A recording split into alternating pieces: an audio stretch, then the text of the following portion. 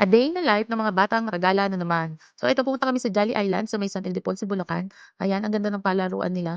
Mag-e-enjoy talaga yung mga kids at murang-mura lang dito. Bali, 150 lang binayaran to for 1 hour. Tapos libre ibang tayo na per kids. Isang bantay. Ayan, o tingnan nyo naman. Sige, akyat pa. O, di ba? O, yan pa isa. O, Gora Bells. Ilabas nyo lahat ng energy nyo para mamaya matutulog na lang tayo. Ayan, enjoy na enjoy yung mga kids. Ang ganda dito kasi ang linis din. And ayan, marami silang pwedeng gawin. Ito yung isa sa favorite nila, yung slides na yan. Diba? Happy.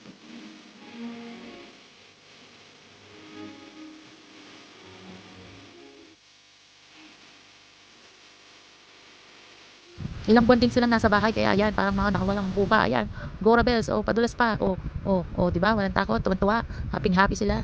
Ayan, dito, dala pa siya ng tita niya. Pero yan, oh, gusto na magkulit. Gusto siya na lang talaga ang mag-i-slide.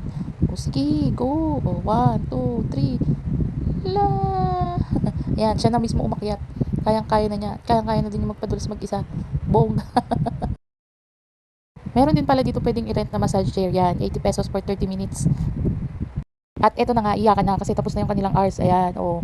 Nyaw, nyaw, nyaw, nyaw. Oh, ito pa isa. Oh, nagwala na. Talaga naman. Pasaway. Isa lang ang solusyon. Jollibee. Yan, salamat kay Tita Ineng. Sa mga siya. Yes. Is that your order? Sarap na sarap yan. Nyam, nyam, nyam. Nakaubos ng isang regular price. Ayos. Yan, hanggang doon lang. Sa susunod na gala ulit.